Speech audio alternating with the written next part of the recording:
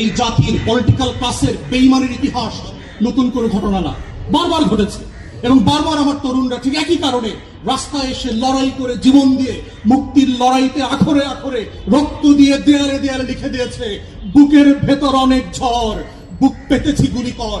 কারণ এই ঝড়ের সিমটমটা একদিনে তৈরি হয় নাই, বসন্তে বসন্তে শেষে কালবৈশাখী এসে আমার তরুণদের হৃদয়ে সেই ঝড় তৈরি করে দিয়েছে টর্পেডোর মতো করে, যেটা 24 হয়ে ফিরে আসে, যেটা 90 হয়ে ফিরে আসে, যেটা 71 হয়ে ফিরে আসে এবং আগামী দিনগুলোতেও বাংলার এই নেপোকিস্তের বিরুদ্ধে এই ঝড় আবার ফিরে আসবে। খোদার কসম লিখে রাখেন, ইতিহাস তার নিজস্ব গ্রামার ফলো করে আবার ফিরে আসবে আপনাদের বিরুদ্ধে। এবং আপনাদেরকে ওয়ার্ন করছি, আপনারা আমাদের শত্রু রাজনৈতিক দল না। কথা শুনে মনে করবার কোনো কারণ নাই যে আপনাদের পতনের জন্য কোনো আন্দোলন আমরা করছি। আমরা শুধু আপনাদেরকে সতর্ক করছি, আহ্বান করছি, কারেকশন করবার জন্য বলছি, নিজেদের পথ শুধরায় নেন।